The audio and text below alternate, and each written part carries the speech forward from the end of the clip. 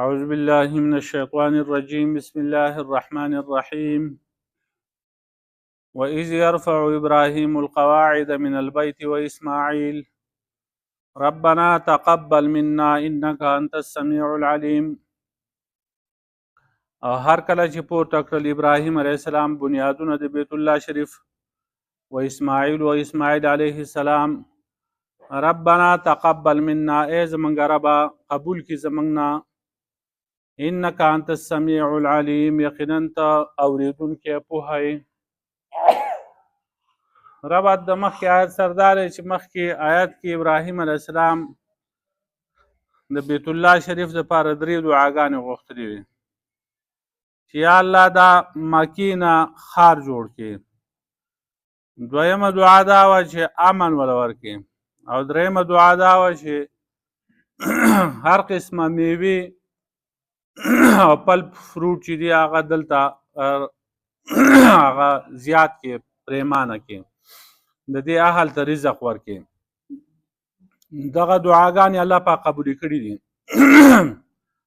اوس په دې آیت کې ابراهیم علیه السلام د کعبې د جوړولو تذکره ده چې کله ابراهیم علیه السلام او اسماعیل علیهم السلام هغوی اراده وکړه د بیت الله شریف د جوړولو او بنیادونه یې پورته کړل نو دعا یې وکړه چې خدایه دا د عمل زموږ نه قبول کړي ځکه ته اورېدونکی او پوهه یې. نو مقصد دا شو چې دا ډېر غټ عمل و لیکن ابراهیم علیه السلام تکبر نه دی کړی، غرور یې نه دی کړی، ځان یې الله ته محتاج ګڼلی دی او د دې د قبولیت سوال یې کړی دی چې خدای پاکه ته مونږ خو دا کور جوړو خو ته ورله قبولیت ورکړې. اوس دا بیت الله شریف د دې اولنې بانی څوک دی؟ دا چا جوړ کړلی بیت الله او کعبه؟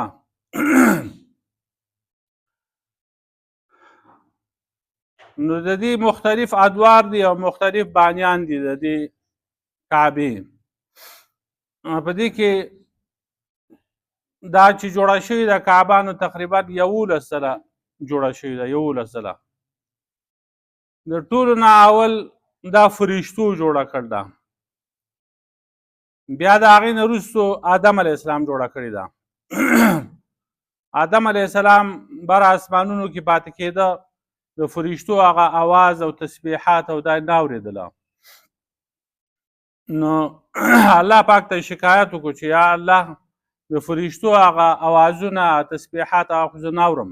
الله پاک ورته وفرمیل چې ستا نه څه غلطي شوې وه د هغې د وجې نه به ته کته کوزېږې ځمکې ته او دا ځمکه به ابادی او بیت الله شریف به جوړی او هلته به د هغې نه طوافونه کوئ تاسو او هلته به لمونځونه کوئ.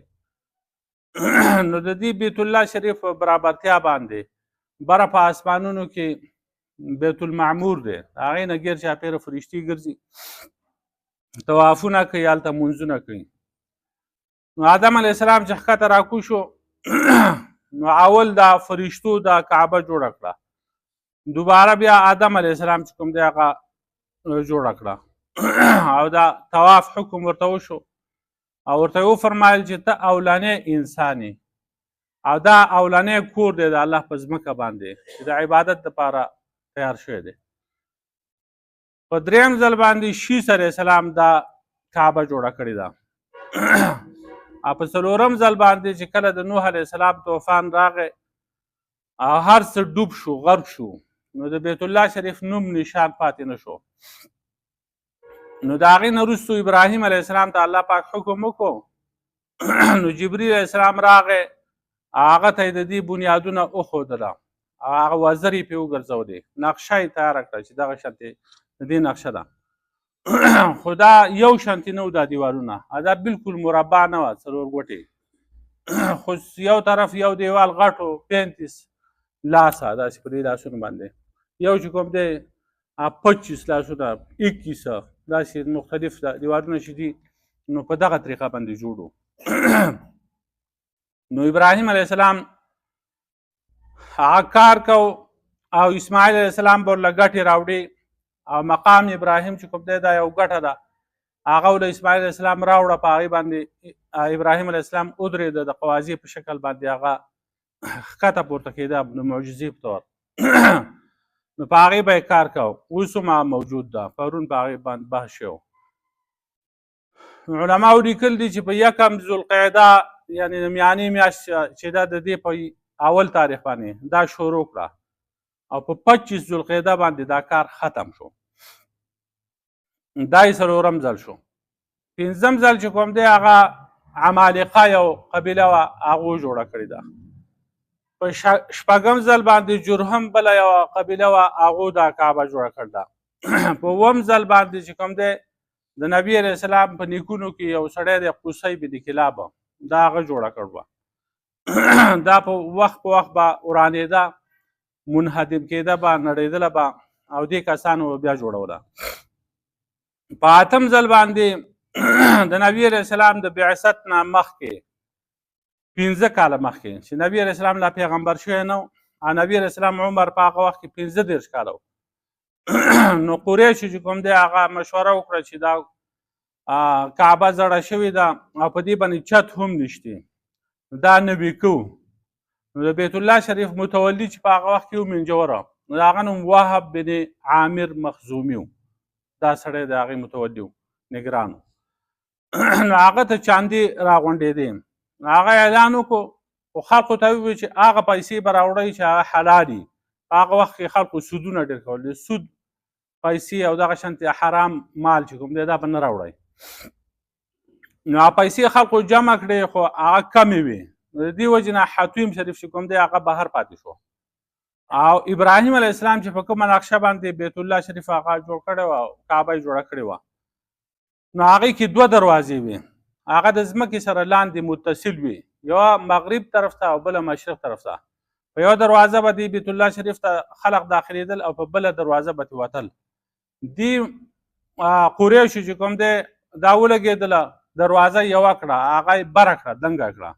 اوس ورته چې سړی بره خیږي نو له بره لاس اوچت کړي نو هله بره هغه دروازې ته رسي، کته په ځمکه باندې نه ده.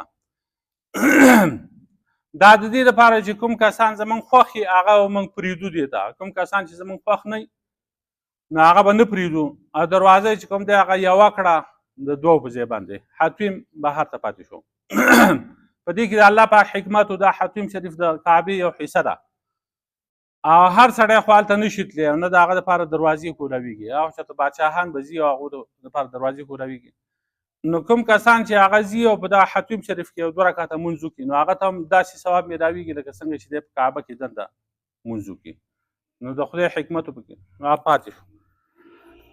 په 9م ځل باندې عبدالله بن زبیر رضی عنه چې کوم دی هغه دا بیت الله شریف شهید کړ او د ابراهیم علیه السلام په نقشه باندې بیا جوړ کړ. هغه دا خبره اورېدل و د عایشې رضی عنها نه. عایشه رضی عنها نبي علیه السلام بوتله د دې کعبې خواته او دا بنیاد یې ورله وکنسته. هغه کوم بنیاد چې د ابراهیم علیه السلام هغه ورته وښوده، ورته وی چې زمونږ نیکه ابراهیم علیه السلام دا بیت الله شریف په دې طریقه باندې جوړ کړی و چې هغې 2 دروازې وي او دا دروازې لاندې وي، حتیم پکې دنده و. خو که ستا دا قوم اوس نه مسلمان شوی نو ما به دا کعبه نړولې وه، په هغه نقشه به مې جوړه کړې وه، په کومه نقشه چې ابراهیم علیه السلام جوړه کړې وه. خو زه یېرېږم چې دا خلک به بغاوت وکړي او د دې نه فتنه جوړه شي. نو نبی علیه السلام بیا وفات شو. نو عبدالله ابن زبیر رضی عنه چې کوم دی هغه دا حدیث اورېدلی و، هغه څه ورځې خلیفه و. دغه د معاویه رضی عنه چې کله وفات شو د هغې نه وروسته د یزید سره چې کوم دی د معاویه رضی عنه د زوی سره څه خلکو هغه بیعت وکړو او څه خلک چې کوم دی هغه بیعت یې ورسره نه کوو. نو عبدالله بن زبیر رضی عنه هم بغاوت کړی و، هغه ځانه خلیفه مقرر شوی، څه وخت هغه خلیفه و او په مکه کې به پاتې کېده. بیا وروستو چې کوم دی حجاج بن یوسف د عبدالملک بن مروان او د دې خلکو د هغو په اډر باندې او د دې یزید د دوی په اډر دی دغه کو شهید کو او بیا ژوند کړی و. څو ورځې دی په چوک کې ژوند و، چا ورته لاس کولی هم نه شو. نو دی عبدالله بن زبیر رضی عنه چې کوم دی هغه ولګېده په حق نقشه باندې کعبه جوړه کړه، په کومه نقشه چې ابراهیم علیه السلام دا کعبه جوړه کړې وه. د هغې نه وروستو حجاج بن یوسف د عبدالملک بن مروان په حکم باندې دغه د عبدالله بن زبیر عنه دا نقشه ورانه کړه، کعبه بیا شهیده کړه او په هغه طریقه باندې جوړه کړه، په کومه طریقه چې قریشو جوړه کړې وه. د دې نه وروستو هارون رشید زمانه راغله، هغه اراده وکړه چې هغه ته دا حدیث ورسېده چې د ابراهیم علیه السلام چې په کومه طریقه باندې کعبه جوړه کړې وه هغه نقشه ښکلې وه، په هغې کې خلقو ته اساني وه. نو په هغه طریقه باندې وي زه بیا جوړوم. امام مالک صاحب په هغه وخت کې هغه د دین یو غټ امام و، نو هغه ته یې درخواست وکړه، هغه ورته هغه منع کړ، ورته وویل چې داسې مه کوه، د دې نه به یو کیلونه جوړه شي د دې کعبې نه او خلک به ځي او راځي، هر بادشاه به بیا راځي دا به ډړی او بیا به یې دغه کوي نوي کوي. نو په دې سره عظمت او حرمت د دې بیت الله شریف ختمیږي، نو دا مه کوه. نو هغه قلار شو. نو په 11 ځل باندې چې کوم دی هغه د ترکیانو یو بادشاه مراد خان هغه بیا جوړه کړله، دا په 1040 هجری کې او اوس دا 1447 دی، نو مطلب دا شو 407 کاله مخکې هغه جوړه کړه او په هغه طریقه باندې دا اوس ده او د هغې نه ګیر چاپېره چې کوم دی داسې سترې غوندې ودرول دي ګیر چاپېره مطاف چې دی تنګ دی. سړی لاړ شي مطاف ته وګوري نو سړی وایي چې دا خو په کار دا وه چې دا ستنې منې پکې نه وی، یو طرف ته داسې نشتي په دې بل طرف باندې داسې راګرځېدل دي حجر اسود په دې دغه سایډ باندې دا راګرځېدل دي. حجر اسود چې کوم دی دا مشرقي طرف ته دی. نو دا مطاف تنګ دی، نو هر سړي په دې زړه کې دا سوال راځي چې دا ستنې ترې لرې کړئ، دا خاصې برجې ودرولي دي او مطاف تنګ شوی دی، خو دا معاهدې د حکومتونو د یو بل سره. نو د دې سعودي حکومت د هغوی سره معاهده وه، د هغې د وجې نه دوی نشو لاس کولی، اوس هغه معاهده ماته شوې ده او د هغې باندې کار هم شروع شوی دی. په 2017 کې زه تللی وم، نو په هغه وخت کې هغه څه کار یې پرې کو خو مکمل نه وي دغه شوي ختمې شوي هغه. نو چې دغه تې لرې کړي نو دا مطاف به آزاد شي او کعبه په خپل ځای خو هغه نه نړوي، بیا نور څوک په هغې کې لاس نه وهي.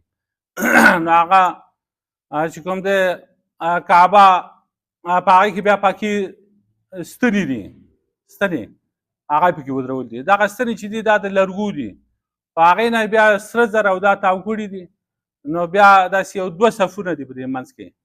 نو 2 ستنې مخکې دي او 3 ستنې بیا شاته دي، د هغې په منځ کې چې کوم دی هغه منځونه خلک کوي چې دنده لاړ شي.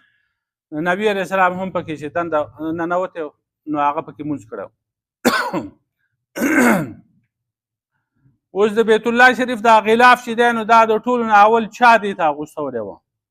نو اسعد ابو کریب حمیري د بیت الله شریف ته د څرمنې او د سازرو هغه غلاف اغوستولی و او دا د نبي علیه السلام د بعثت نه تقریبا 200 کاله مخکې دا سړی تېر شوی دی.